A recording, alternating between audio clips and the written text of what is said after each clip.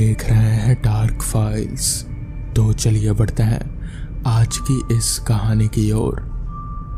आज मुझसे कोई पूछे कि आत्माएं होती हैं या नहीं, तो मेरा जवाब वो नहीं होता जो मैं पहले देता था।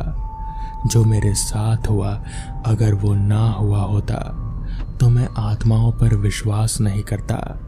ये घटना 2014 की है।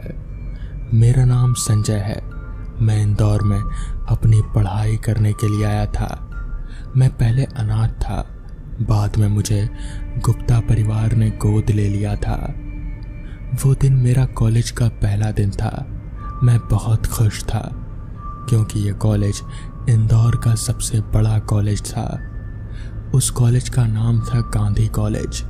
मैं जब कॉलेज पहुंचा तब कॉलेज में बहुत चहल पहल थी और ये सब देखकर मैं बहुत ही ज़्यादा खुश हो गया। जब मैंने कॉलेज में देखा, हर जगह लोग यहाँ वहाँ चल रहे हैं, पर एक कोने में एक लड़की गुमसुम सी बैठी थी।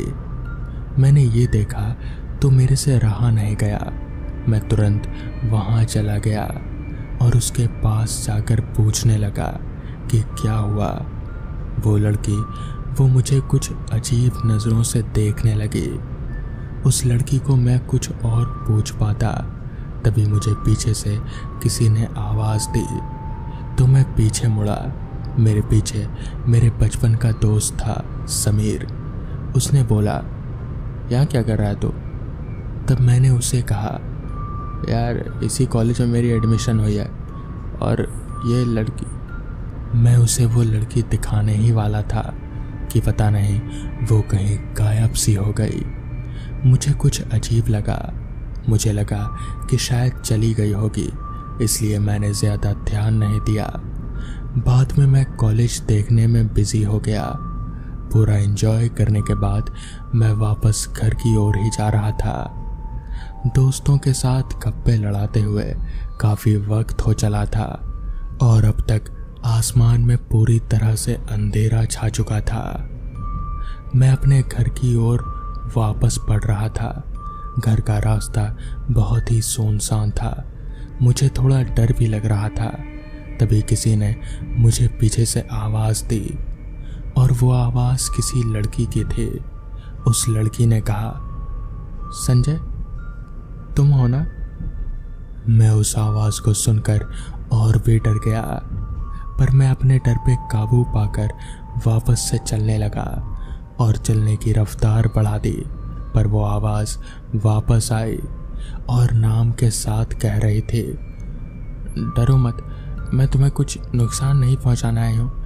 पहले उस लड़की की परछाई दिखी और वो तुरंत मेरे सामने आ गई। जब मैंने उस लड़की को देखा, पहले तो मैं डर गया, पर मुझे याद आया कि ये तो वही कॉलेज वाली लड़की है। मैंने उसको घबराते हुए पूछा, तुम मेरा नाम कैसे जानती हो? इस पर वो लड़की बोली, मैं एक आत्मा हूँ, पर रुको, डरो मत, मैं किसी इंसान को बिना वजह नुकसान नहीं पहुँचाती। पर मैंने कुछ और ना ही सुना और ना ही बोला और वहाँ से भाग गया। जब मैं घर पहुँचा तो मैं पसीने से लथपथ और तरबतर हो गया था। मैंने एक गहरी सांस ली और अपना दिमाग दूसरी ओर लगाने लगा, पर वो नज़ारा मेरी आंखों के आगे से गायब ही नहीं हो रहा था। फिर भी मैं सोने की कोशिश करने लगा। तभी वापस से वो आवाज़ आने लगी।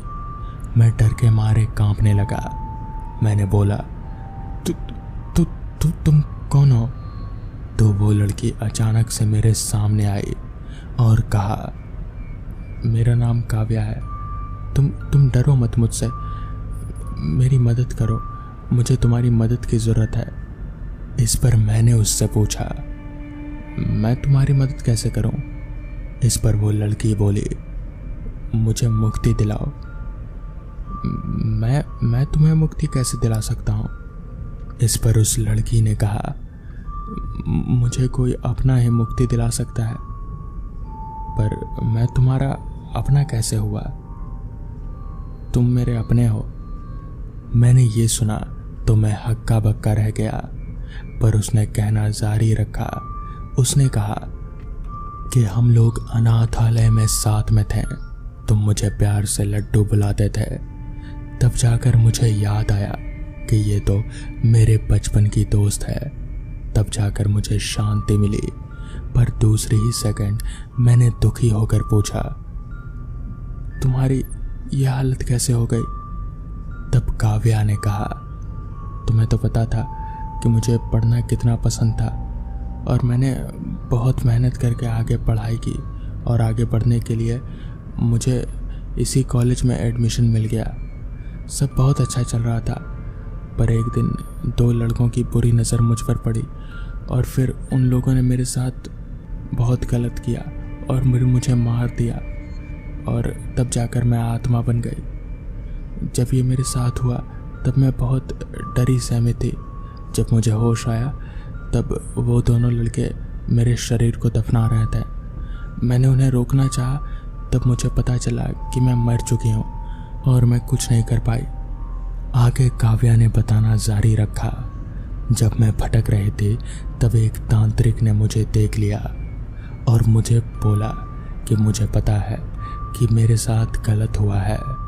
तब मैंने कहा कि उसे कैसे पता और वो मुझे कैसे देख सकता है। इस पर उस तांत्रिक ने कुछ कहा तो नहीं, मगर उसने बस इतना ही कहा कि मुझे मुक्ति तभी मिलेगी जब मेरा कोई अपना मेरे शरीर का अंतिम संस्कार करेगा। ये सारी बात जब मैंने सुनी तो मेरी आंखें भर आई, पर काव्या ने कहना चालू रखा कि उसका बदला तो पूरा हो गया, पर उसे मुक्ति नहीं मिली, इसलिए वो अभी तक भटक ही रही है। सालों साल बीत गए, पूरे 3 साल के बाद मैं उसे मिला हूँ। मैंने ये बात सुनकर उससे पूछा, तो मैं तुम्हारी मदद कैसे करूं? तब काव्या ने कहा, मेरे शरीर को अंतिम संस्कार कर और फिर वो मुझे अपने शरीर के पास ले गई। मैंने वहाँ खुदाई की तो वहाँ हड्डियों के कुछ टुकड़े और एक सिर मिला। मैंने उस शरीर को अग्निदान किया और उसके बाद फिर मुझे काव्या कभी नहीं दिखी। तो दोस्तों, ये थी आज की पहली कहानी। तो चलिए बढ़ते हैं आज की दूसरी कहानी की ओर। अमावस की काली और सुनसान रात में नागिन की तरह चलती तेज हवाएं उस अंग्रेज के शरीर में सेहरन पैदा करने के लिए काफ़ी थे। उसके किए बुरे काम की सजा आज उसे मिलने वाली थी और उसके सामने बचने के सारे रास्ते बंद हो चुके थे। ये कहानी उस समय की है जब भारत अंग्रेज़ों का गुलाम था। पूरे भारत में अंग्रेज़ों का शासन चलता था। अंग्रेज़ अफसर और सिपाही लोगों का आर्थिक, शारीरिक और मानसिक रूप से खूब शोषण करते थे। आंध्र प्रदेश के एक गांव में किसान रहता था जिसकी सुनैना नाम की एक बेटी थी। वो खेतों में अपने पिता के साथ मिलकर सभी काम किया करते थे। सुनैना दिखने के साथ साथ व्यवहार में भी बहुत अच्छे थे। उसकी प्रशंसा गांव के सभी लोग करते थे।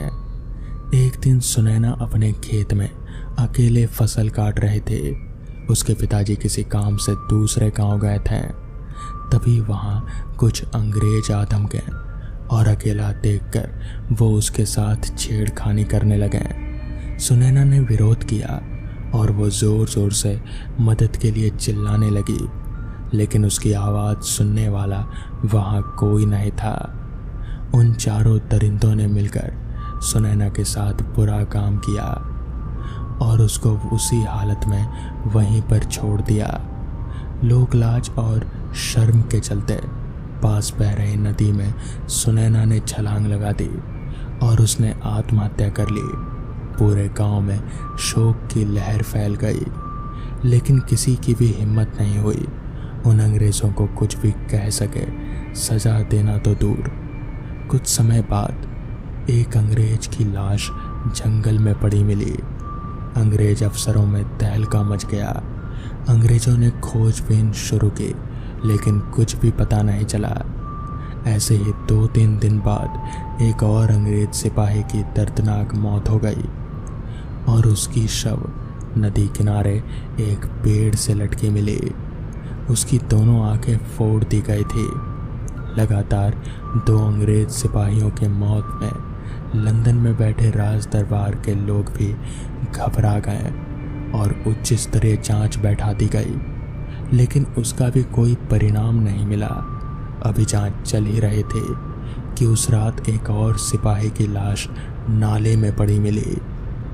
3 अंग्रेज की हत्या होने के बाद उन सभी में एक बात की खोज होने लगी, जिससे पता चला कि वो तीनों एक साथ उस गांव में ही ड्यूटी कर रहे थे। तो जो चौथा अंग्रेज सिपाही था जिसने उन सबके साथ मिलकर उस लड़की के साथ बुरा काम किया था, उसका दिमाग घूमा और वो दौड़ा दौड़ा भागा और सीधे अपने उच्च अधिकारियों के पास गया और पूरी कहानी सुना दी। उसके अंग्रेज अधिकारी उस पर हंसने लगे। जो खुद मर गया वो दूसरों को कैसे मारेगा, यही बात लेकर वहां पर जैसे विवाद छिड़ गया। लेकिन वो अंग्रेज उसे शक हो गया और उसे बहुत डर लगने लगा। वो समझ गया था कि सुनैना उसे भी नहीं छोड़ेगी। अब वो ही अंतिम सिपाही बचा था, बाकी सभी तो मारे जा चुके थे। इसका मतलब अब वो ही अगला शिकार था। भारत में रहते हुए उस अंग्रेज ने एक साधु बाबा की कहानियां सुन रखी थी जो बुरी आत्मा और भूत प्रेत से बचाते हैं। वो जंगल में निवास करने वाले साधु बाबा पर गया और उसने अपनी समस्या बताई, लेकिन ये नहीं बताया कि उसने उस लड़की के साथ क्या किया था। साधु बाबा बड़े ही सिद्ध पुरुष थे। उन्होंने उस अंग्रेज सिपाही की आंखों में देखकर पूरी बात का पता लगा लिया और फिर उसकी मदद करने से इनकार कर दिया। साधु बाबा के इन बातों से वो अंग्रेज सिपाही और घबरा गया और उसने इंग्लैंड जाने का फैसला कर लिया। वो दोबारा भागा अपने उच्च अंग्रेज अधिकारी के पास गया और उसको वापस इंग्लैंड ट्रांसफ़र करने की विनती करने लगा। उस बड़े अंग्रेज अधिकारी ने कहा, ठीक है, मैं तुमको इंग्लैंड जाने का पत्र दे दूंगा, लेकिन सोने के 50 सिक्के घूस में देने होंगे। वैसे तो तुमने आसपास के गांव वालों से बहुत पैसा लूटा है और बस यही चाहिए। इंग्लैंड वापस जाने के लिए अंग्रेज सिपाही ने अपने लूट की संपत्ति से 50 सोने के सिक्के अपने से उच्च अंग्रेज अधिकारी को घूस दिया और उसी दिन इंग्लैंड के लिए रवाना हो गया। सुनैना के गांव में सभी लोग दबी जुबान में इन्हीं सभी हत्याओं की चर्चा कर रहे थे और मन ही मन खुश हो रहे थे। वो जानते थे कि सुनैना की आत्मा भटक रही है, भूत बनकर घूम रही है, लेकिन उसके पिताजी ने उसकी आत्मा की शांति की पूजा नहीं की, क्योंकि वो चाहते थे कि सुनैना पहले अपने आखिरी अपराधी को भी जान से मार डाले, उसके साथ हुए दुष्कर्म का बदला ले, उसके बाद फिर आत्मा की शांति की पूजा कराएंगे। इधर वो अंग्रेज अपने देश जाने के लिए पानी वाले जहाज में बैठ चुका था। वो बहुत ही खुश था कि वो बच गया। कुछ दिन में वो अपने घर चला गया और शराब मांस पीकर खाकर चैन से रहने लगा। एक दिन वो शाम को ऐसे ही पार्टी करके घर आया और थक जाने के कारण गहरी नींद में चैन से सो गया, लेकिन नियति ने शायद उसके भाग्य में कुछ और ही लिखा था। आधी रात होते ही उस अंग्रेज सिपाही को लगा कि उसकी छाती पर कोई चढ़कर बैठा है। पहले तो उसे लगा कि उसने शराब ज्यादा पी ली, इसलिए उसे ऐसा लग रहा है, लेकिन जैसे ही उसने आंखें खोली तो उसके होश और आवाज सब उड़ गए। उसके सीने पर बैठे भयानक चुड़ैल को देखकर उसकी आंखें फटी की फटी रह गई। उसको विश्वास नहीं हो रहा था कि उसने तो भारत छोड़ दिया, तो फिर ये यहाँ कैसे आ गई। उसके बाद उस चुड़ैल ने पूरी ताकत से अपने दोनों हाथ उसके छाती में घुसा दिए। उसका सीना फाड़ते हुए सुनैना ने उसका दिल उसके शरीर से नोचकर बाहर निकाल दिया। वो आखिरी अपराधी भी अपने बिस्तर पर तड़पता हुआ मर गया। उसके मरने के बाद मानो चुड़ैल के चेहरे पर भी शांति के भाव दिखने लगे। उस चुड़ैल की आंखों से भी अपने अतीत को याद कर आंसू बह गए। उसने अपने माता पिता को याद किया और मुक्ति की कामना की। गांव में सभी सुनैना की आत्मा की मुक्ति दिलाने के लिए पूजा कराने का पल पल इंतजार कर रहे थे। उसी रात सुनैना अपने पिता के सपने में आई और उसने कह दिया कि उसने बदला ले लिया है, अब शांति और मुक्ति चाहिए। उसके पिताजी सुबह होते ही जंगल में साधु बाबा के पास गए और सारी कहानी सुनाए। जंगल में रहने वाले साधु बाबा पहले से ही पूरी बात जानते थे। उन्होंने विद्वान ब्राह्मणों को निमंत्रण दिया और अपने दिशा निर्देश में सुनैना की आत्मा की शांति के लिए पूजा पाठ संपन्न कराया। आखिर में हवन हुआ। पूरे गांव के लोग सम्मिलित हुए और नम आंखों से सुनैना को हमेशा के लिए इस मृत्यु लोक से विदा कर दिया गया। तो दोस्तों, ये थी आज की कहानियाँ। अगर आपको ये कहानियाँ पसंद आई हों तो वीडियो को लाइक और चैनल को सब्सक्राइब करना ना भूलें। तो मैं आपका दोस्त आर्यन जल्द ही मिलूँगा आपसे ऐसी ही नई कहानियों के साथ। तब तक के लिए अपना ख्याल रखें।